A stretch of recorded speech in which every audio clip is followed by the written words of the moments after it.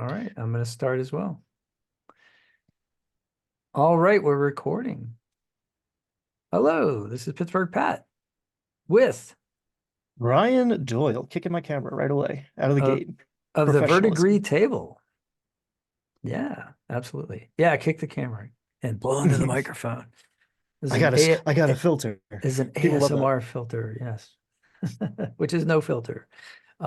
So what we're going to do today is we're going to talk about Dungeons and Dragons, which we've done before, and we'll probably do again. And we're going to talk about our favorite, well, maybe not favorite. I picked um, five tier one magic items and five tier two magic items, and you did the same, I think. I did the same. I did the same. And it was a challenge because we talked about it quickly and we're like, all right, we're each gonna pick the five best common or uncommon and the five best rare. And like in the process of doing it, I was like, how do you define what the best Well, magic items are? Right? so Like, am I building a yeah. character? Am I a dungeon master? So like I went for the most potential for fun at the table ultimately. And there's some caveats of like, and this would be good if I was playing a wizard or something. So I kind of did the same thing. I went Mhm, with as a dungeon master, what would I give my level one characters? One, so they wouldn't break the game, mhm, and mhm. two, so that they could get really creative with it, you know. Interesting. So I think I also have more than five just in case we have some overlap here because we're doing this live, baby. This is unscripted.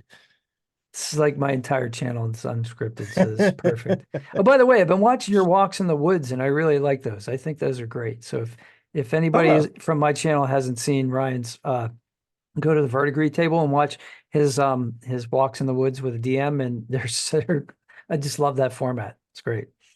it was, yeah, it's nice. I'm a big outdoors guy. I don't know if you can see the Appalachian Trail yearbook. Um, but not a lot of that going on right now where we live. Yesterday was a beautiful day. We were just talking before we got on the mic, but it's full winter. We've got a couple hikes in actually, which I've appreciated, but kind of is scary when it's 65 degrees in February. It does make you think a little bit, but There's been some aberrant weather lately, but fortunately mhm. we missed the giant snowstorm that hit the Northeast. So, all Yes. right, let's get started with the D&D. And Boom. yeah, okay. You want to go first? You want me to go first? Sure, I'll go first Oh, go for it. just to get let's see. I want to get it in before you get it in, I guess. Oh, okay. I'm gonna start with the bag o' tricks. Oh, I love bag of tricks. I love the bag of tricks because I like RNG, like I like half of the homebrew stuff I've made magic item wise is like, yeah, this is pretty good, but it's also kind of wild magic at the same time. And bag of Because of the tricks random element, you mean? right out of the DMG. Yeah, you don't know what you're getting. Yeah. It's cool because like I think it's one of the only uncommon things where you're actually gonna get a like a companion, something. You're doing a summon, but you could get a lion, you could get a weasel, right? Yeah, You Weasel's always the one that gets the bad rap. you could pull out a goat. You never are. So let's see if we can make this work. And try to share the screen. Yeah. Did I kill it? No, I killed it. It doesn't like it full screen on my side and Huh. seeing it on your side is what's going on. Because we're recording, I wonder. I Hmm. guess. So, but the neat thing about the bag of tricks, like you said, is that that you could just like, have this amazing like animal. But you don't have to be a druid. That's what I like about it. A rogue can have a bag of tricks. You don't have to be like an animal handler, expert in like nature. It's just, oh, I found this thing and now I'm gonna like just kind of spontaneously use it, see what happens. Anybody can use it. Yeah. Anybody can use it. And I'll even roll like, oh, you found a bag of chicks, roll a D6. Let's figure out what color it is. Because Oh, especially if we have okay. like experienced players, they know they want the good one, right? It's just like, oh no, gray. Oh, Um, right, right. Because they come in different flavors. all right, we're going pen and paper here. We're going old school because my setup ain't ain't having it. I can't Sure show ain't you working, huh? what I'm looking at it, but on page, hold please, 154, I want to say, Hmm. of the Dungeon Master's Guide. The 2014 Dungeon Master's Guide. We're gonna have to start saying pretty soon, huh? Yeah. Uh, I that was the first book that I bought. A friend bought the player's handbook, so I bought the DMG, and there was so much more in there. I thought for me, I love the tables and you know the magic items are abundant.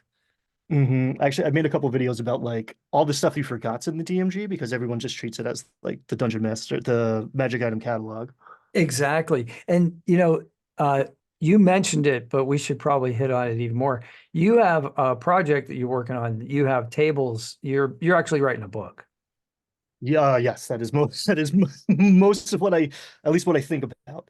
That's mostly where my mental energy goes these days. So yeah, those tables are built around character backgrounds, which I think are some of the most flavorful and like underutilized aspects of Dungeons and Dragons 5th edition, and I am sure 5.5 or 2024 or whatever we're calling the next thing. Yeah. One And so with D&D. one D&D to rule them all, there's 50 backgrounds in there. Each of those backgrounds have 10 items, I should say. So there's 500 items Wow. about if it's a D10 table, if you roll a one, you're definitely getting like a more of like a trinket, like a very flavorful trinket, but a trinket Yeah. nonetheless. And then Eh, sometimes two is also a trinket, but so there's at least what 100 and oh boy, math, 400 magic items, 400 plus magic items, let's call it. Whew, that's a lot. And it's all that's all system neutral. So it's a lot of Doesn't have to be D&D. it doesn't have to be D&D, some assembly required if you want, but like a lot of I've gotten very good at constructing system neutral stuff where it's like obvious how this would be in a BX or a 5e, and if you want to change it, you can make it your own. Consult with your Cool. dungeon master. Yeah. All right, I'm going to see if I can share my screen. You guys, are you seeing that? I see you just fine because you Uh, you practiced. I don't I was know. It's writing a just book while you were set maybe up. because I'm the host and you're co-host. I don't know. Anyway, yeah, the brooch of shielding is one that I picked. Mostly because like low level characters are squishy. Like if you're let's Mm, say you're like a wizard, right? And you got like 8 hit points. And you're somebody like, you come up against a mage who has a magic missiles and decides 3 of them against you, like you're toast. So like having a brooch of shielding could be a save the day kind of thing for a low level magic user. And the resistance to force damage, I really like that idea because I like spells that have force damage. I just mhm, like, whirlwinds, things of that nature where like it's an actual it just makes when I describe those to the characters, I can make that tactile description feel like, you know what I mean? They're in the room mhm. with the tornado, when they're in the room with the storm. So I really like using that particular class of damage. But I love differentiating damage types. I wish we did more of it, honestly. We do it in the description side of things. But yeah, force is one of those things that very few creatures or classes have any sort of resistance to at all. So that's definitely useful. And speaking of magic missiles, getting hit with them when you're trying to concentrate on a spell, it's like, okay, yeah, you took Warcaster, you're good at doing this, but now you're doing it 3 times, 4 times, 5 times if I upcast it. Right. So you keep rolling those dice, eventually something's gonna come up and you're gonna drop your whatever. You're holding on to banishment or something. Yeah, yeah, so that's a good one out of the gate that's a really for good point. sure. And the other thing I like about the brooch is that you don't have to have it in your hand. And I think Mm, that's something that I've been trying to, especially as I've been playing characters, I've noticed like, you got a shield in one hand, you want to put your armor class up to 18 or something. You got that mm, shield, you got that sword, magic sword, and now it's like, what else? So having mm-hmm. something that you can wear is a big one. Plus, it can be a badge of office or it can be like an identifier.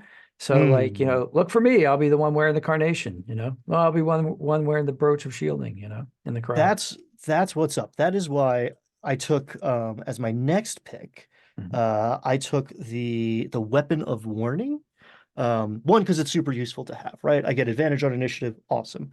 I can't be surprised, right? We're camping out in the middle of the wilderness, the orcs are sneaking up on us.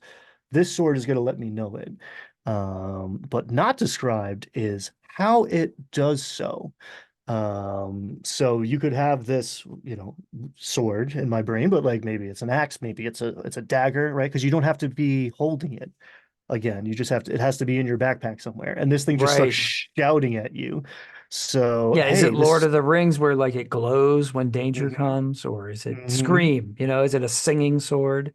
Did I just give you an NPC in your pocket that you're to carry with you wherever you go? So, like, Yeah. Yeah. maybe this thing is a jerk, right? Or Maybe, yeah, or maybe it's the stereotypical Warner Brothers cartoon lady sees a mouse kind of scream like ah! mhm, And then it mhm, just it just is so annoying that people are like, why are you still carrying that sword? Well, it saved our lives like five mhm. times. I like that. It's just like afraid of everything. It's constantly telling you to like run Yeah. away from Yeah. every Oh my fight. God. Oh my God. That's Don't cool. go in the current. It's too strong. The current's too strong. Don't do that. Oh, this bridge is too high. Don't. Yeah, the more ways you can put the fear into them, the better, right? So if you have a paranoid sword, ooh, that's fair. See, it's funny. I almost went the opposite direction. Like the last guy you had, it was level 15, so he thinks you schlubs are the worst, Ah, and he's just right. constantly busting chops all day. It's a hand-me-down sword. Yeah, I mean, It, someone they didn't make it, right? Somebody had it. It was sitting that in the dungeon for 100 years because that the last is adventurer dropped it there. I had not thought of that. That is fantastic, because it's a magic item. It's very long-lived. Hmm. Uh-huh. All right. My next one is the classic bag of holding. Good one. Yes. I mean, I as a DM trust my player characters to keep track of things. I don't really want to deal with encumbrance Hmm. unless it's a very specific situation. If I'm doing a survival game, like if we're like going through the jungles of Cholt, or something, and there's going to be dehydration, there's going to be fatigue, and I'm trying to get that across. Or if we're in Icewind Dale and they're stuck in the snow or something like that, and they Hmm. need to get somewhere and they're carrying all this stuff, but they need to like shed some of it, so they got to decide that kind of thing. But then once you give them a bag of holding, a lot of that stuff goes away. And but also because it has these really cool other things that you can do with it.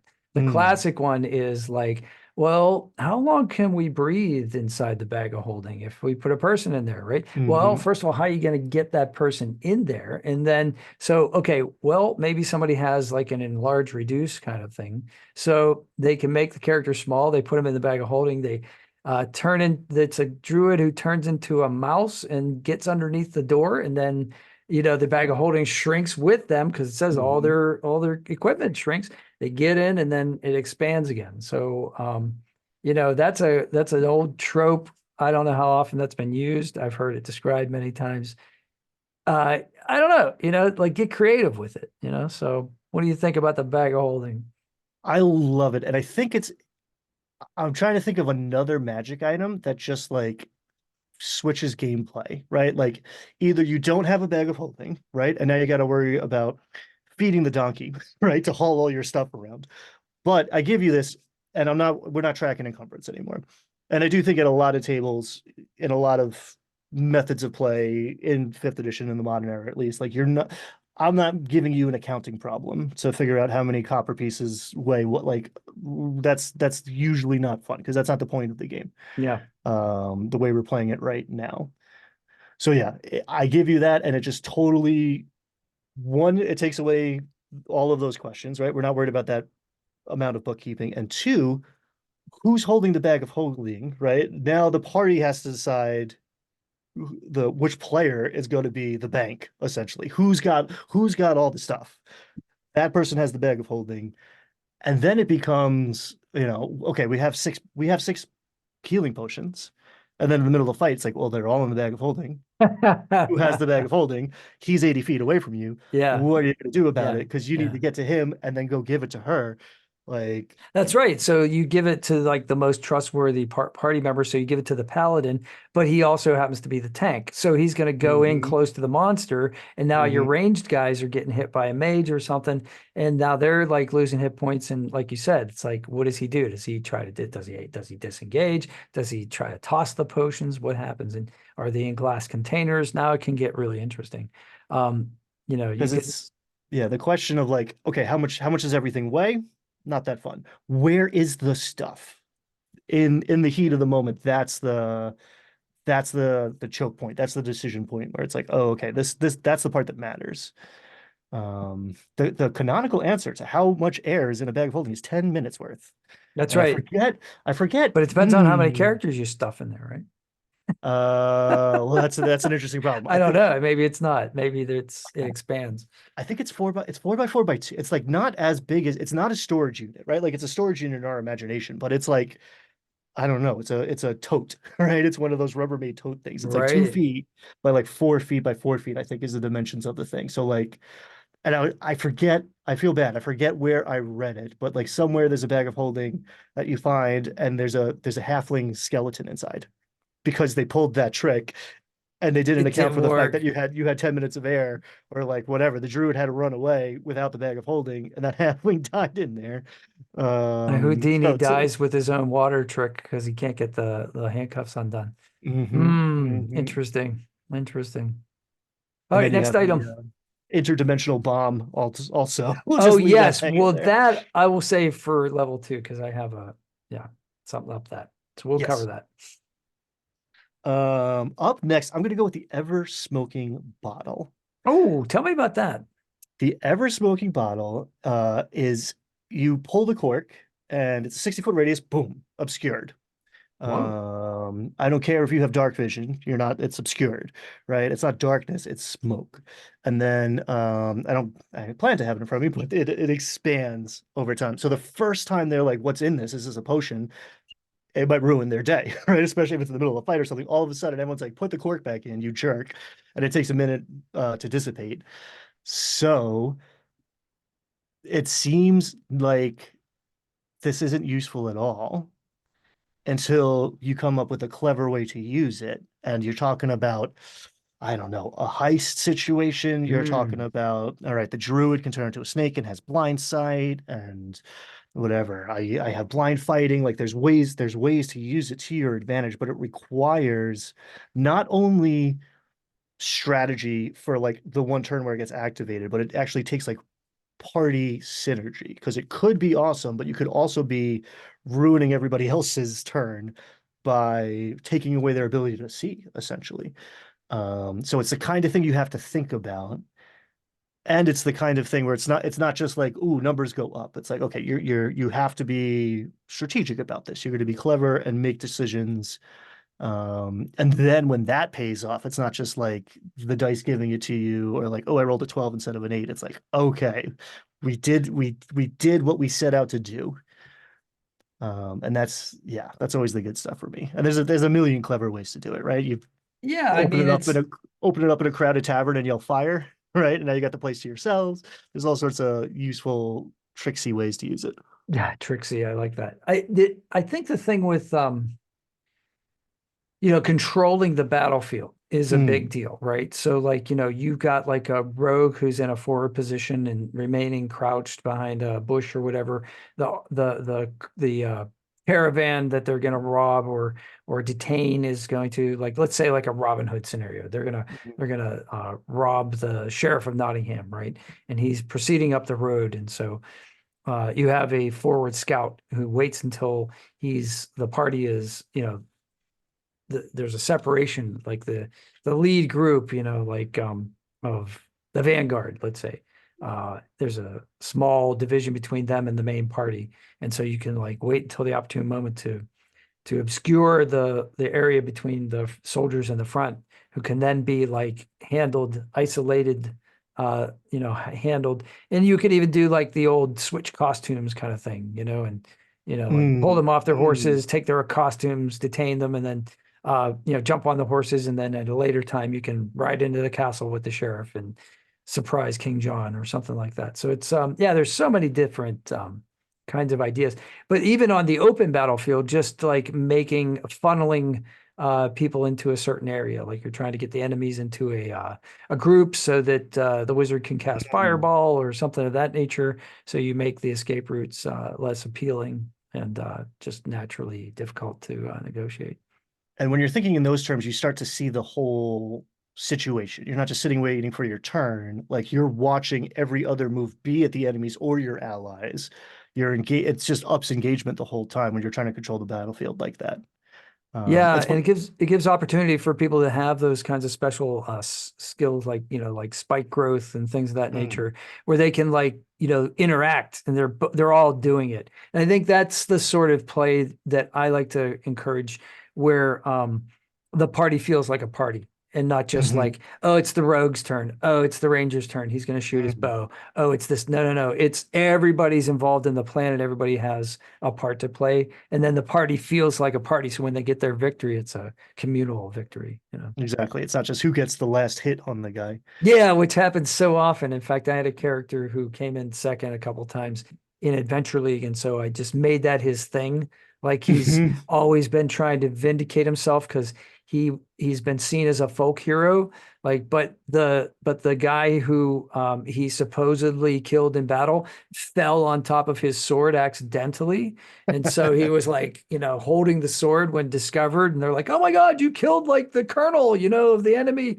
And he's like lauded and feted, and he's like, "No, no, no, okay." And then he goes along with it, but then he feels like a fraud. So now, ever since, he's trying to vindicate himself by doing something valorous in battle, because he really didn't the first time, but he's been getting credit for it for all these years. That's interesting. And it's somewhere out there, there's a player character who's done a ton of damage, but has technically never killed anyone. And that's yeah. How do they feel about that? Yeah. Is that a justification for them? Or are they like sheepish about it? Or yeah, they're just the assist master. Yeah, or are they like, is it part of their conscientiousness? Like they're like, well, Hmm. I will do damage, but I won't kill. Like, are they Hmm. like the monk, that like, Hmm. well, somebody else has to do that. It's out of my hands. I can't take a life. That would be an Hmm. interesting oath, actually, for a paladin or something of that Yeah, nature. just everything is non-lethal. And then if I knock the guy out and someone else gets to him, yeah, That's not my problem. not my problem, not my So it's preference, like but questionable morals, like living to the letter of the law and not the actual. All right, let's try this one.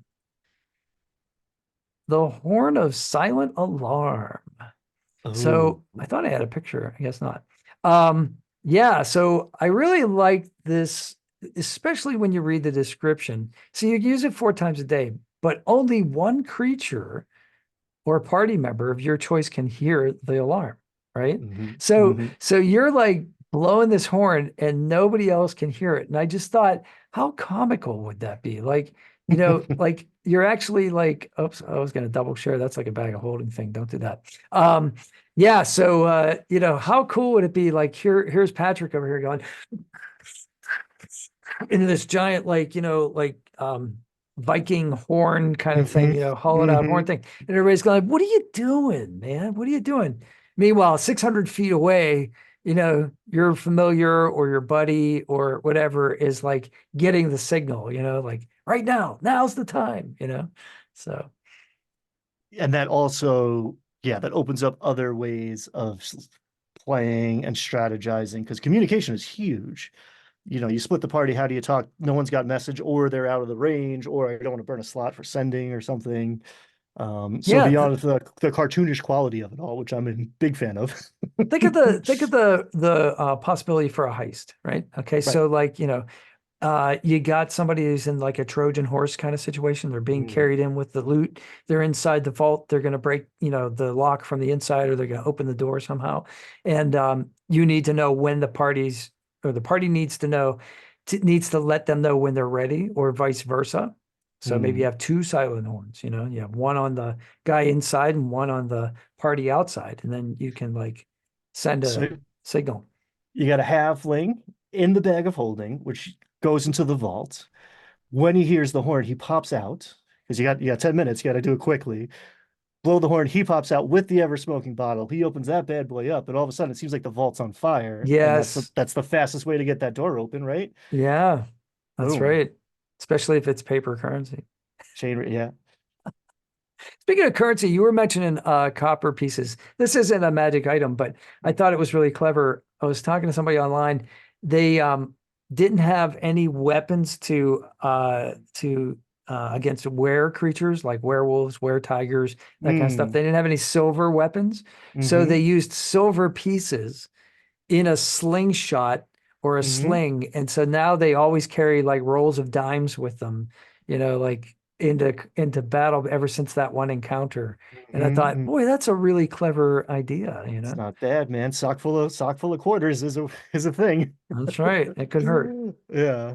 That's interesting. Yeah, well, I mean, what did you I'd give him a D4, right? D4 plus strength, what improvised weapon? What would you do? Yeah, at least you got a projectile that's going to do some damage. I Mm-hmm. mean, I At think least get that's his probably what I attention. would do. Yeah. Well, you'd have to just it'd be death by 1,000 cuts or a Mm-hmm. thousand dimes. All right, I think it's your turn.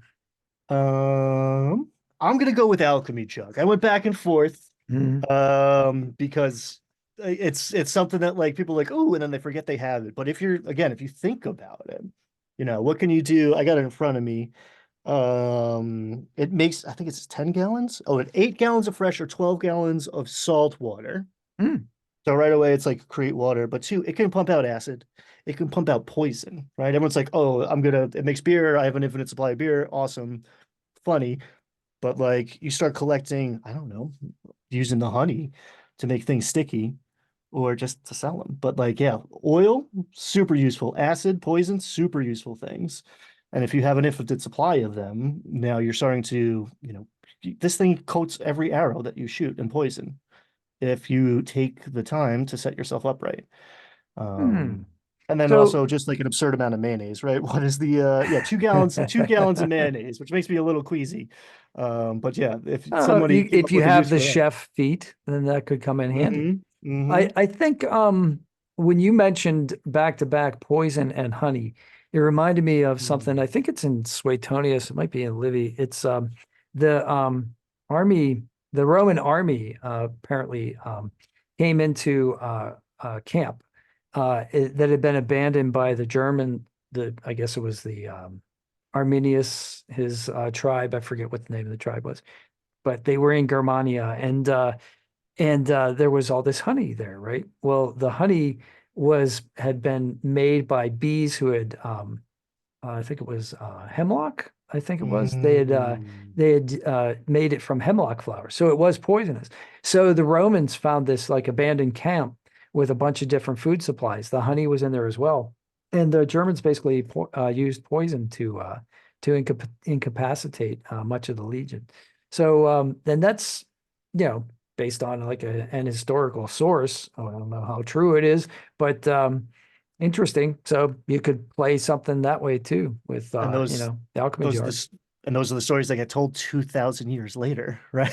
Like, I don't know, there was one Visigoth with a big axe, right? And he did a lot of damage, but like, yeah, they were clever enough to poison the honey and leave it behind and literally they honey trapped it. Yeah, literally the honey trap. Yeah. Um, I think that, mm, it's interesting for me that I think that's why I read history so much. The I love fiction. I was a fiction writing major, but I also had a minor in history. And if I went on for my graduate stuff, I probably would have gone for history because there's so many good stories and it's hard to like make these things up. Although I don't know. I mean, I'm sure there were historians at the time who took license with some of it to exaggerate, and some are more reliable than others.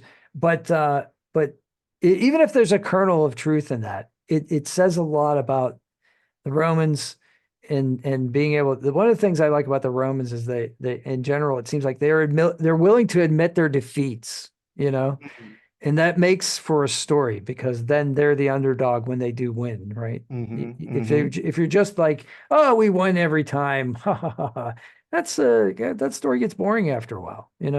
And the same with D&D. Like, if you let Hmm. your characters get away with murder untouched, no damage taken, like they're gonna get bored with your campaigns after a while. Yes, I was just having this conversation yesterday, actually. Yeah, I don't play video games on like God mode, right? Like I'm not looking to make my AC 30 so nothing can ever touch me. Like that's fun for a session. but not for a campaign, right? Like there's no stakes. Nothing matters anymore. That's right. Yeah. Yeah, Yeah. that's why like my first choice was not like right now my tier one players finally just got enough gold to go shopping for magic items, and like the wizard wants the band of intellect, the barbarian wants gauntlets of ogre strength, and like can't blame them. I want my main stat up as high as I can get it for free, yeah, or not for free, but without investing my ability scores. I'm a wizard who dumped int because I got a magic item. Like I see the appeal of it, but like give me the ever smoking bottle, right? Give me the That's alchemy jug, give me the weird stuff. I see. I would let my wizard do that, but then I would find a way to take the headband away. I would find a moment where it's like, okay, you want to be stupid? You're stupid now. Now you have an int of Mhm. 6, and Mhm. now you're gonna have to deal with it. So what do you do? You know? And it could be so fun because I love when I make my characters personally, I like having a dump stat because I want that. I want Mhm. like the really like not so smart but highly charismatic character, because that's fun. Like he just walks into danger and he's just not real smart about it, but he thinks he can charm his way out. And it's great when it doesn't work. It's fun when it Mhm. does, but it's great when it doesn't work because then you have to do something else. You have to come up with something. And that's Right. when you really dig deep into the character. I think a lot of early career players are trying to win, and you don't. And this is not a game that you win, right? And that's why some early DMs are like taking away the lose conditions, right? Because they don't like they're thinking in terms of winning and losing, but it's stories, right? It's the poisoned honey. It's not the 30 AC and the 1,000 points of damage. It's the you don't. I mean, people are built different. So someone's going to remember that time that you remember that you crit. You don't remember that it was 42 and not 38 or whatever the number was, right? Like Mm. you remember the emotional impact. And like again, maybe someone is more mathematically minded than I am out there and they're getting that thrill from it. Um, but yeah, when the bottle of smoke shifts the tide of battle, that's the part that I'm going to be thinking about Years when I later, when I'm trying to decades, fall asleep. Yeah. decades later. Absolutely. Yeah. Is it my turn? I think so. We went off into the weeds there a little bit, but I think yeah, the honey. Yes, I did the alchemy jug. You're up. This could break a game. Oh, Mhm. yeah, that was the horn silent alarm. There's the picture Go if on. anybody wants. But it's Go the on. broom of flying. So I think Mm, you have to be careful whenever you give your characters a chance to fly, mhm, because then the battlefield becomes three-dimensional. It becomes much more dynamic. Travel becomes easier, that sort of thing. But uh, I mean, what's the first magical creature that I think I ever remember, right? A mhm, witch on a broom, right? mhm, mhm, Something supernatural, something that you can't do in everyday life. So maybe it's a Quidditch tournament. Maybe it's a Harry Potter kind of thing. Maybe it's situational. Yeah, you can have a broom, but you don't have it forever. You have it for like a particular module, and then for some reason it gets taken away. So maybe you make the broom have charges. mm. Maybe it's an old broom that's falling apart and is ready to be retired, but you're not sure how much longer you can fly it. So as a DM, you can have conditions on these things. They don't have to be RAW. It doesn't have to be rules as written. You can modify these things and should, I think, because you don't want it to be broken. You don't want all of a sudden to have one character who can do something that none of the other characters can do and always does it, and wins the kill shot every time, and just outstages everyone. You want it to be well, I want it to be a party atmosphere. Now, if you're playing one-on-one, like if it's a game of one where it's a DM and a player, absolutely knock yourself out. I give them, but if it's more than two people at the table. And that's game balance is important for that very reason, right? It's not just like I can do anything on my side with the monsters, right? Like I can balance the game right away. It's much harder for me to balance the game on the other side of the table. You got 5 players and somebody's min-maxing and can fly, right? And someone else has a 25-foot walking speed. Like there's an inequity there right away. I like the broom of flying for sure. I don't think it should be uncommon because it totally changes the game. But for a dungeon master out there who has handed one out and is sad about it now and is thinking about how to take it away. Um, Ceilings, the dungeon, right? Half of your Yeah, adventuring, yeah. but someone in my, it's a higher level. They're, what are they? They're level 7, level 8 now, but someone has a broom of flying in my other campaign, and how high are the ceilings gets asked every session. Every time, yeah. Every session. And yeah, it's interesting. The other thing that I was thinking of when you were saying the witch being the most iconic, magical creature early on in like childhood fantasy, um, most of the time in most adventures, the players are finding a magic item in a dusty treasure chest somewhere buried in a corner, hidden behind a secret door. But like, why is it not in the hands of a goblin or something, right? There's monsters that live in here. They would have found it, and they're going to use it against the party Heck yeah. before the party gets their hands on it. So this wizard's pretty tough. This wizard that's flying around is way tougher. Yeah. And now I've earned that broom. Yeah, I want that, right? You hmm see that, you see him attacking your buddies, and you're like, I want that. I'm gonna knock that guy down. Yeah. Focus on the flyer. Mhm. And especially with these like weird things, right? Or like not necessarily like clearly tactical things out of the gate, right? Like the alchemy jug, or like where the hell did they get 2 gallons of mayonnaise, right?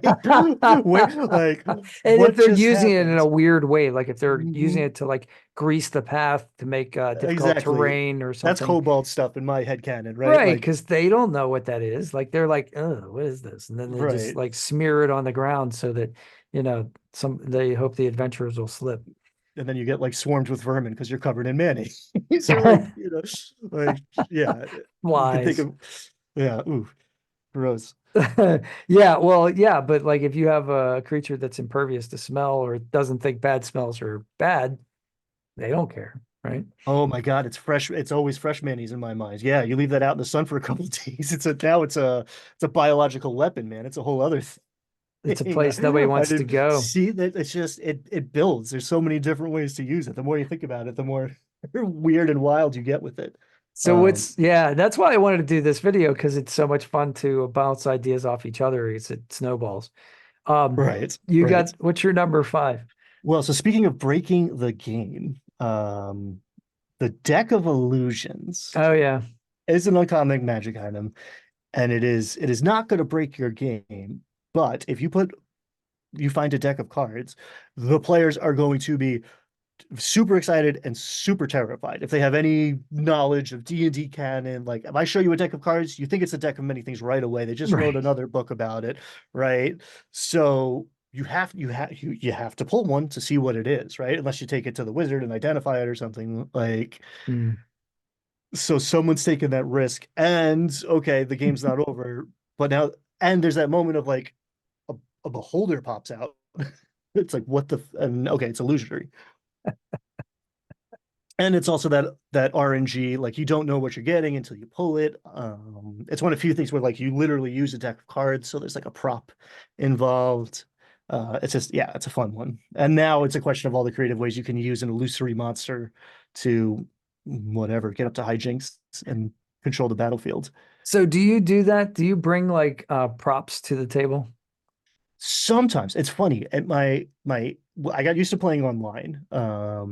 At my in-game or in-person game at Game Masters. Hold on, I'm mirrored. Uh Oh, you have a Game you Master reckon shirt. I have a Game Cool. Master I don't shirt. have one yet. I have to get one. I saw it at PGX. And I didn't Oh, okay. realize so for those who not in the know, Game Masters is both of our friendly neighborhood local game shop. Yeah, I'm going there tonight. Oh nice, Yeah. nice.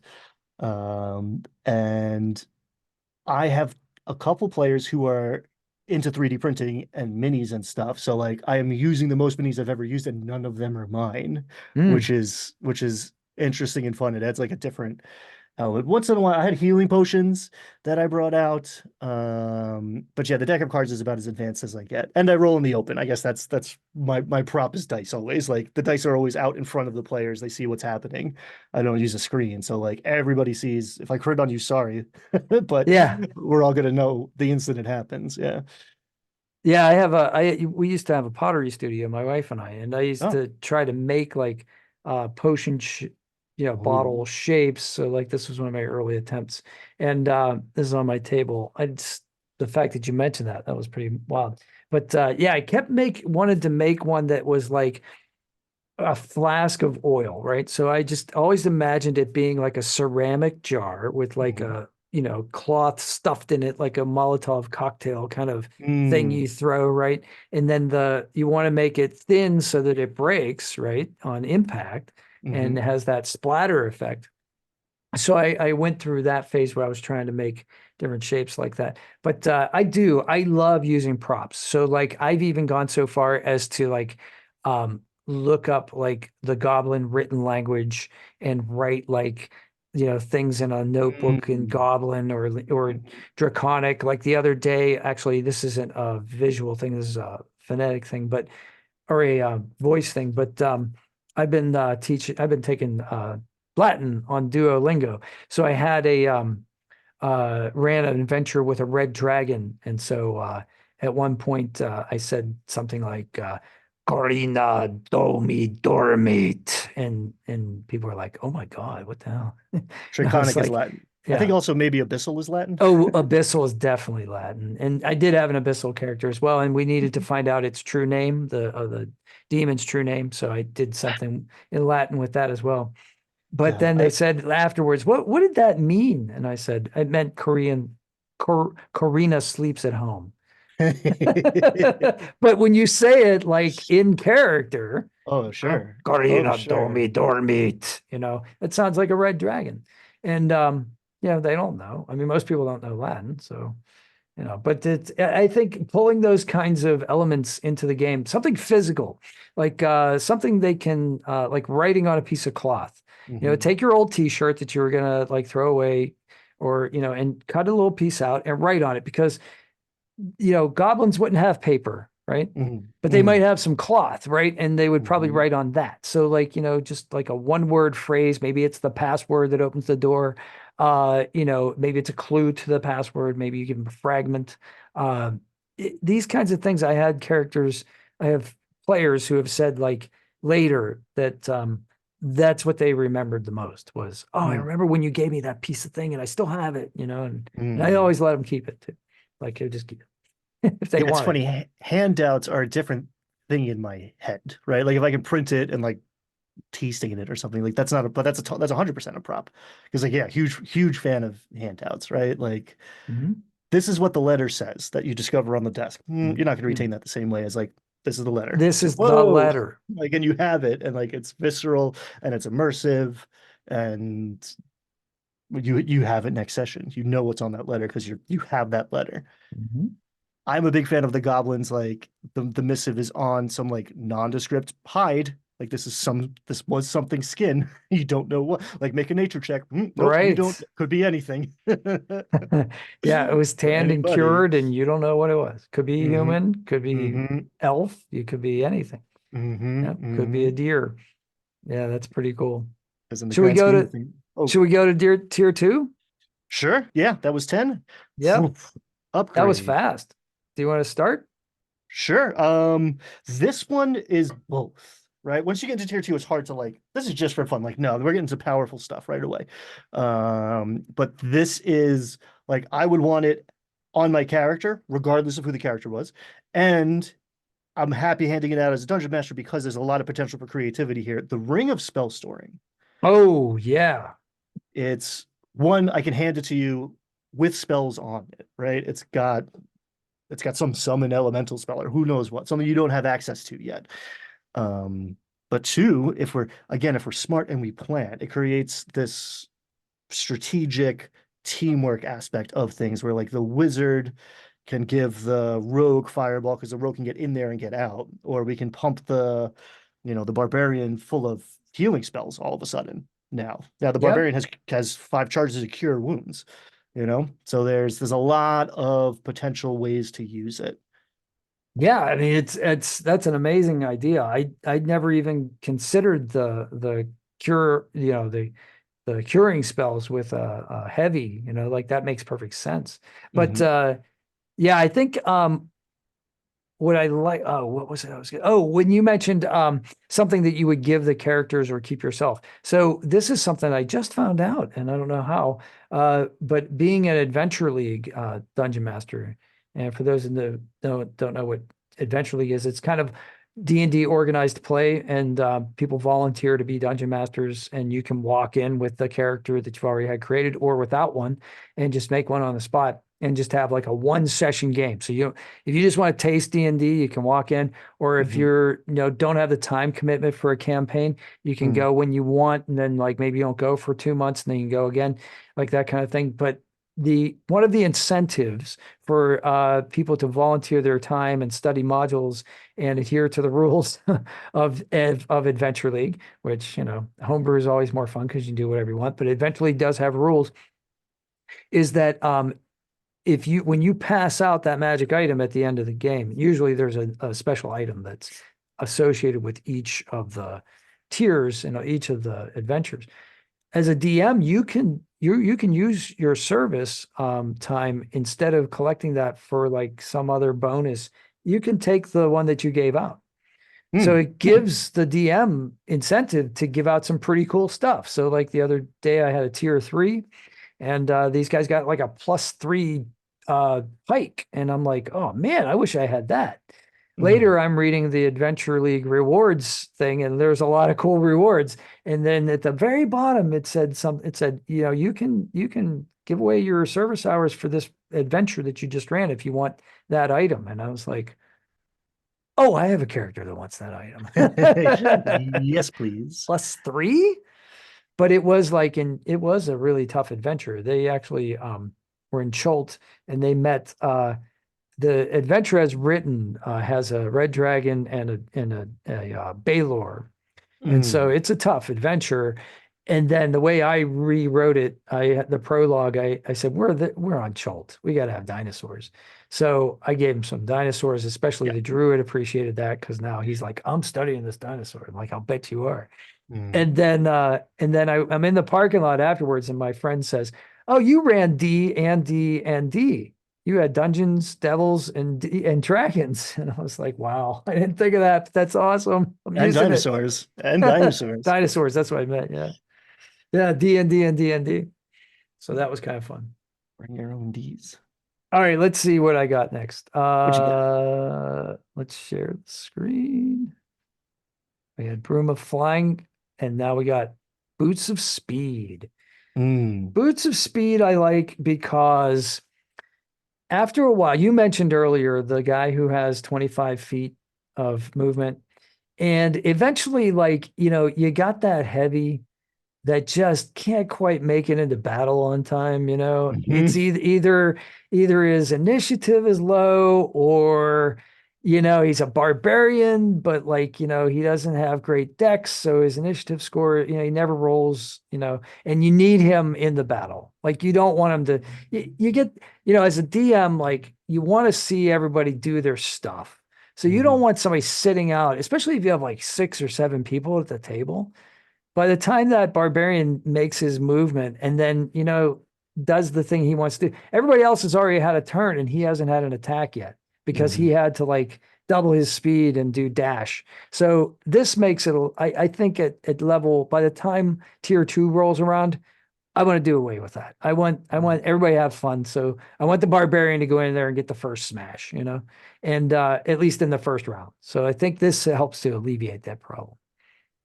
And potentially, right, with attacks of opportunity, it's hard to get movement happening during battle, right? It's usually like I enter melee, I stay there Yeah, you're until one of us stuck. dies. Yeah. But yeah, anything that can encourage movement is a good thing, at least on the grid, right? Once we start talking about 3 dimensions and we're flying, season to taste. I honestly, I don't mind, but it's a controversial thing, and some people get themselves into trouble with it.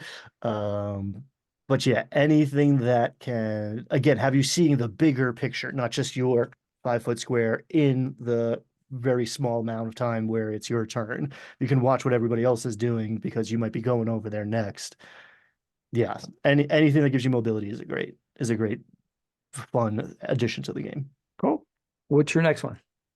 Bag of beans, baby. Same, Oh, same, same reasons. Same reasons. Freaking anything can happen. It's probably not going to break the game, right? You got to make sure. All right, I got a little like map for a for the Mummy Lord's pyramid that we're all rooting for, or like the Sky Fortress of the giant. But yeah, anything can happen, or it's a little bomb. I forget what it's 5d8 or something. Like I can treat it as a bomb, or we can plant one of these things and see what happens, right? That's peak D&D for me. As long as you're as long as you're ready for it. It's a certain mood. I'm not gonna pull them out in a one shot, well, but the DM has to be ready for it. That's the thing. hmm Like you really have to hmm know your stuff and be able to think on the fly.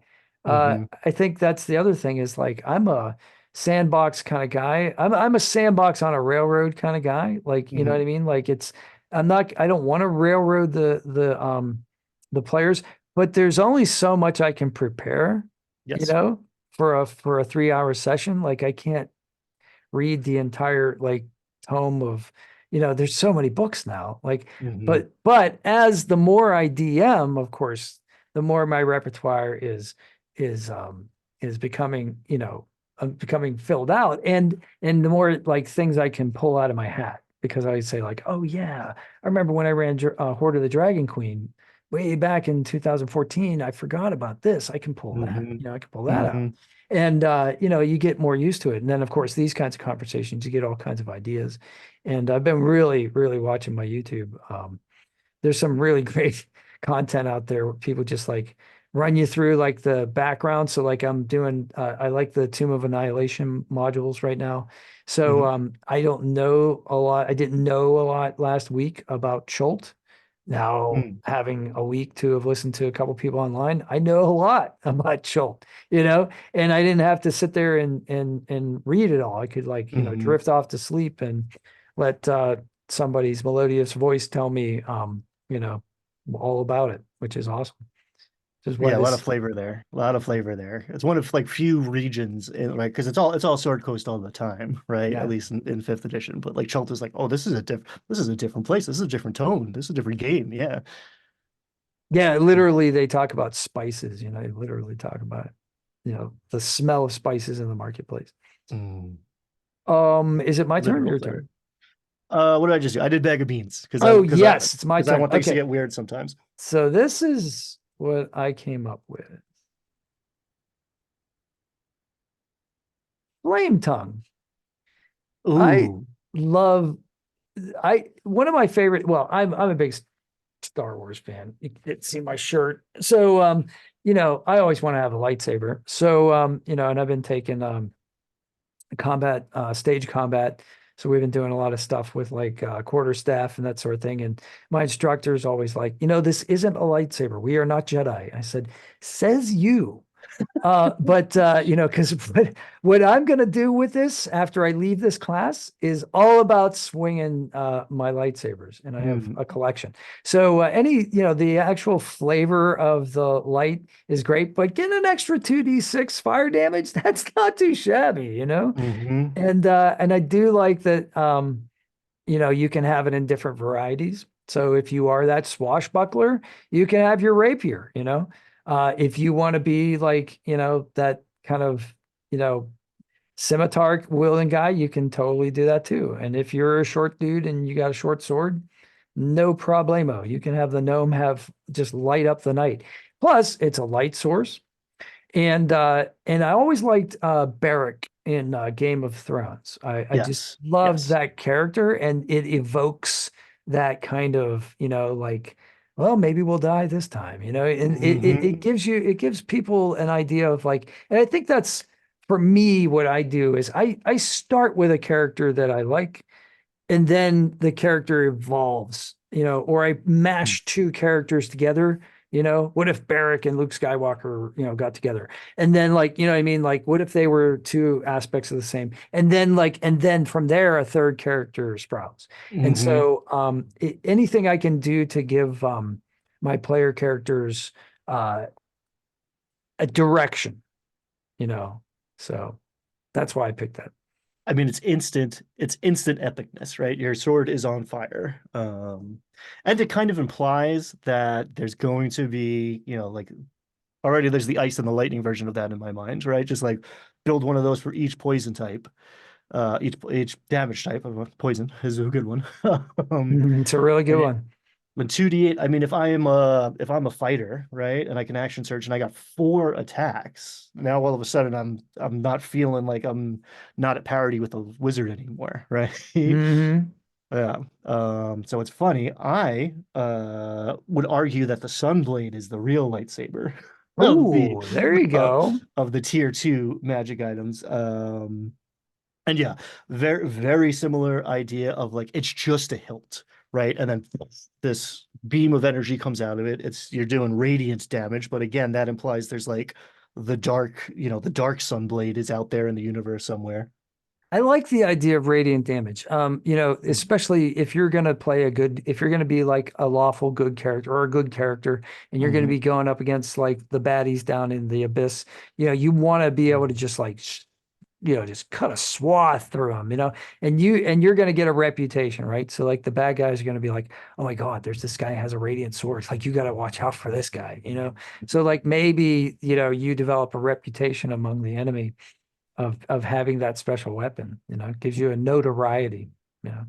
Yeah, because it's one thing to go into the Underdark with like some torches or maybe like a lantern, but like you're bringing the light of the sun with you deep into the earth. Like that right away makes you a very different kind of character. Hmm.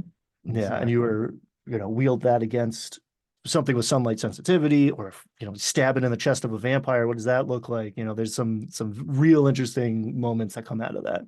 Yeah, and some of these big guys that they're stuck to meet at level 2 or tier 2, I should say, which if we didn't explain as levels like 5 through 10 and eventually anyway, is that there's a lot of them that have resistances. Like a lot of them have some of them have immunities. So like, and radiant is one of the few things that they don't usually, especially like the under dark, like you said, the underdark and the abyss. Yeah, as far as like zooming out for a second, I think a lot of newer dungeon masters are well, there's two camps, right? There's those who are overeager and hand out a million magic items and then can't figure out how to challenge their players anymore.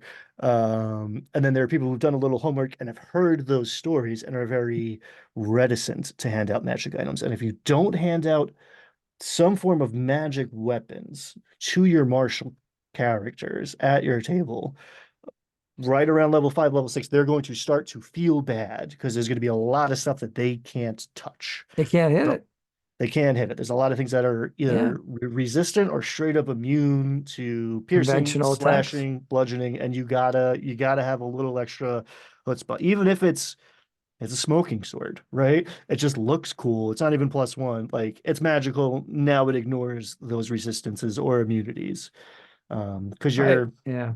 your martial classes are going to feel a little less special when the wizard's doing crazy stuff and never seems to be running out of spell slots anymore. So you gotta talking about game balance. It's not about parity with the monsters, it's about parity with everybody else at the table. So everyone's having roughly the same amount of fun. People get different moments to shine, but you don't want it to feel bad to be the barbarian.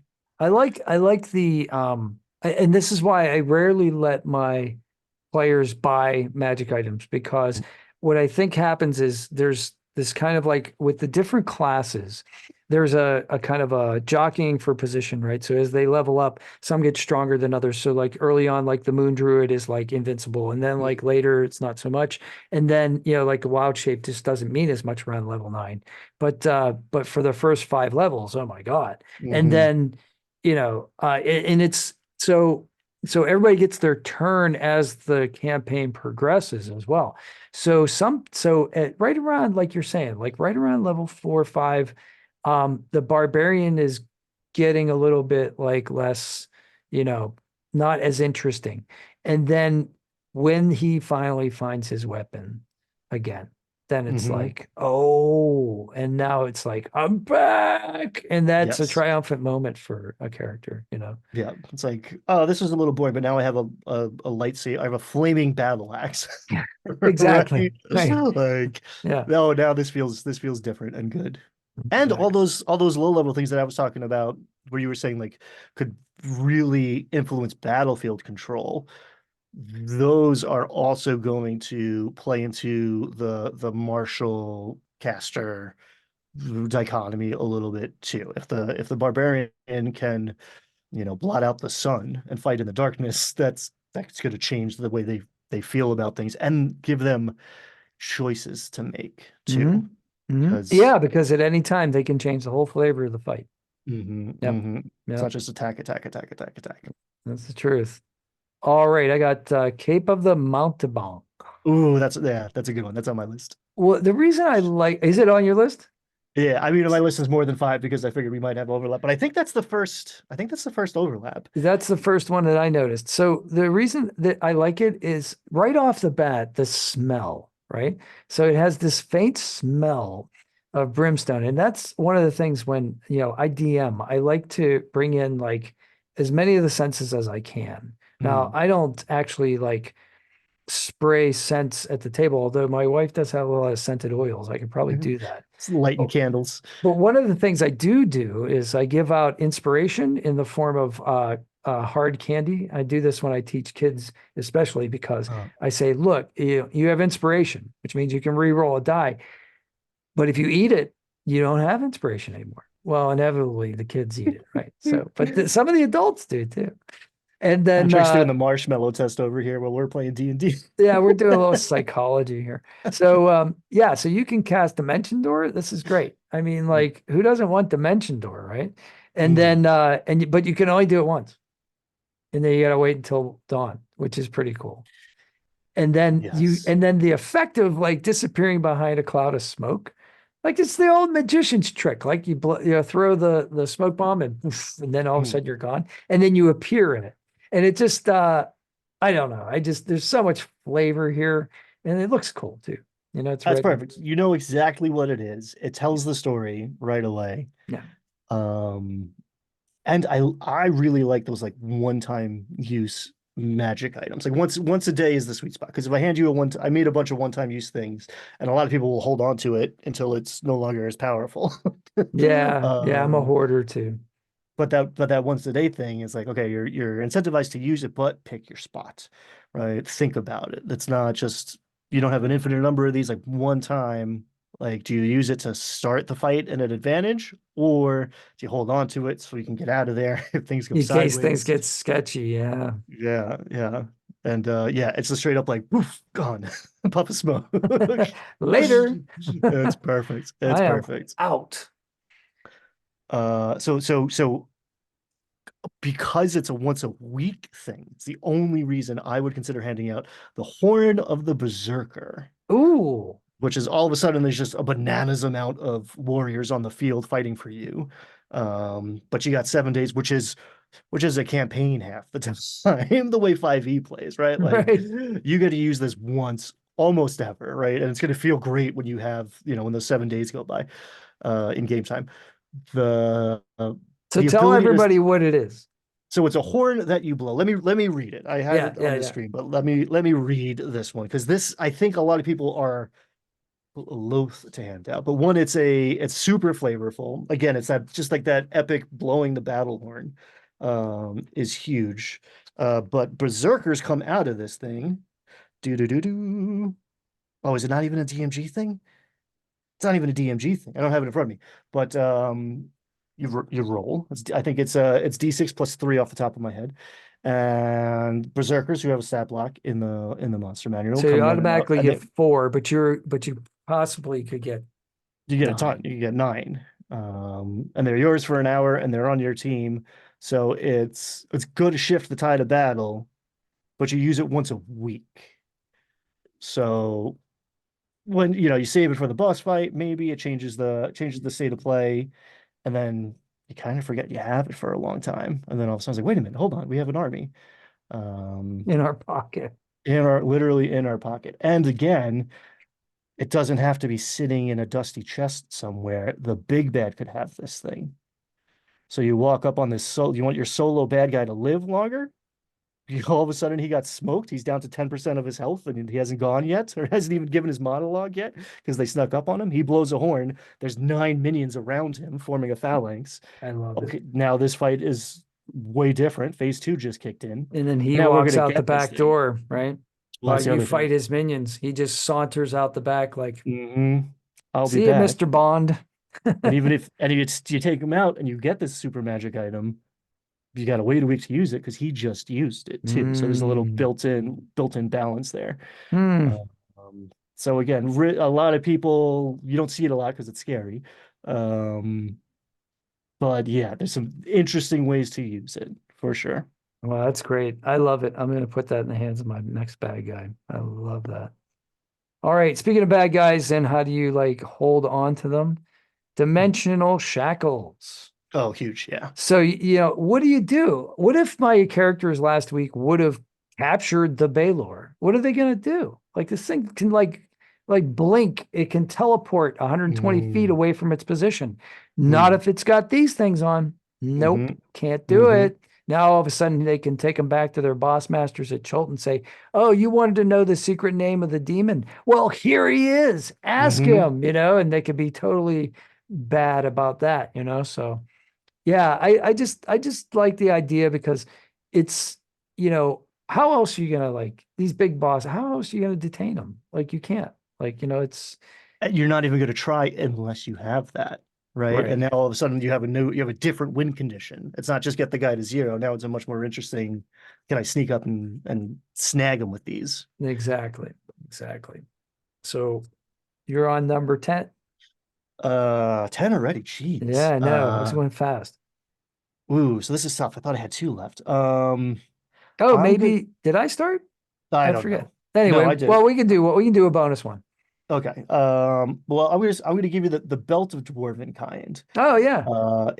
It's awesome to have, especially if you're not a dwarf, and that is because in my headcanon, the dwarfs bestow it upon their friends. So if you have, it feels like a campaign shaping item to me, where it's like you have done a service to the dwarves, right? You have rid the lonely mountain of Smaug, right? That sort of thing. And like, here is this thing, and you get all of these benefits, but also flavor wise, it's this huge, you get the WWF belt on your Yes. waist, and Yes. every dwarf knows from a mile away Yeah. that you're with them. Yeah. And it shapes your character and the story in ways that you get for free or just built in there. You And it walk can be into town, you go to the blacksmith. There's a dwarven blacksmith who's grumpy and he's hammering away, and you're like, excuse me, get away. Blah, blah, blah. I don't have time for humans right now. Oh, Mhm, oh, I have time for you.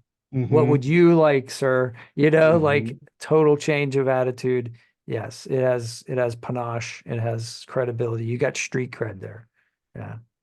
And it's one of, again, I'm always thinking about like where is this thing when you find it, right? And it's like behind the king's throne, like it's sitting there, like like you're working for this thing for 8 sessions, like it's coming, this is yours if you can do this thing. This is like it's a quest reward, it feels like right out of the gate. It's not something you just like find somewhere.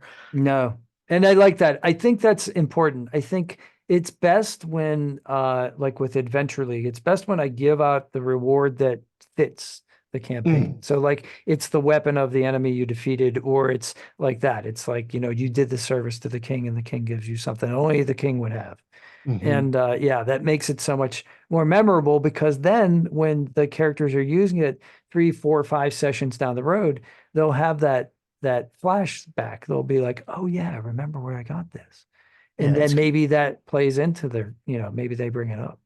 So, yeah, I'm a huge fan of like cohesiveness and mhm, just like continuity. Like it's mhm. a flaming sword, awesome. A flaming sword because you defeat it, you ripped it out of the dead hand of a Baylor.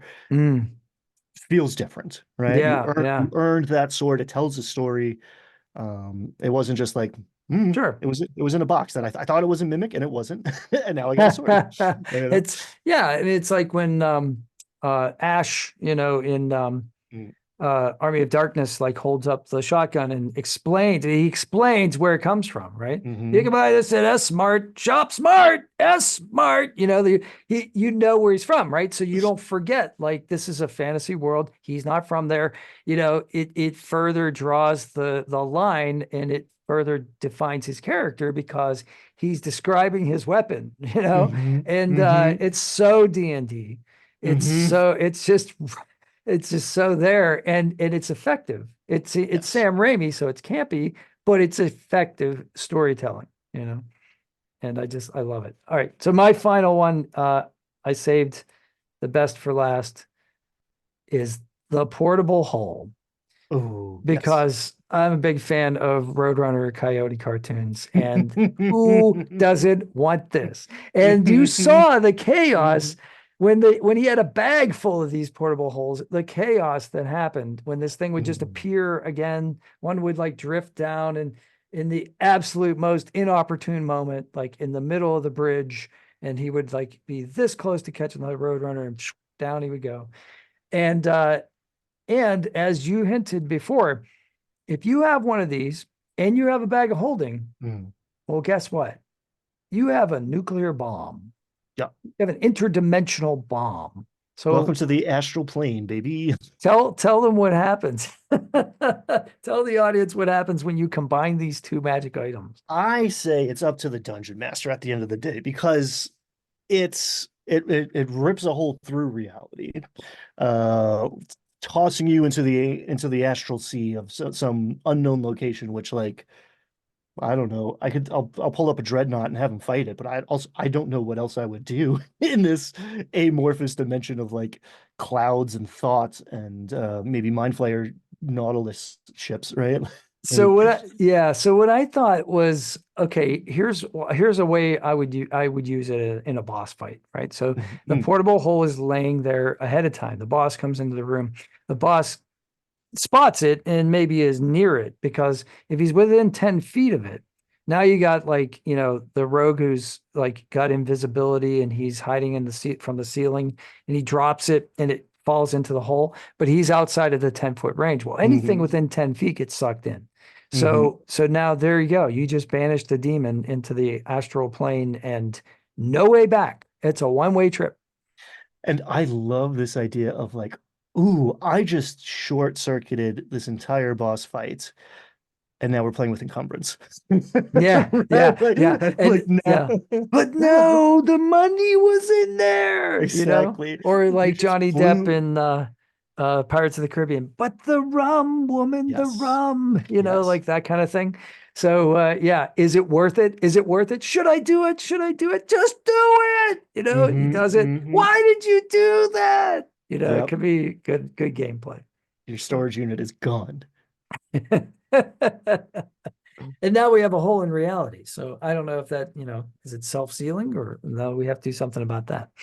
It's yeah, it's temporary in my mind. It's funny. It's like Yeah. a whoop wormhole quick. Yeah. Like a Uh, flash. but then now he's in the wind. I love that, right? Like it banished into the astral sea, but like that dragon But will could he come back? swoop back in a few levels with like who Mhm. knows what he found over there. You Mhm. know? He's got new friends, He's got new friends and astral elves. a couple magic items, which we'll talk about next time. Yes. Yeah, let's do this again. So we can, there's tons of magic items. We can just go through the DMG and give people ideas on what to do with magic Mm, items. But so if anybody's out there watching, you tell us what you want to see next in the comments below. And yeah, we'll do more like this. This is a lot of fun. heck yeah. Yeah. Well, have a great day. All right. All Be right. kind. Have fun.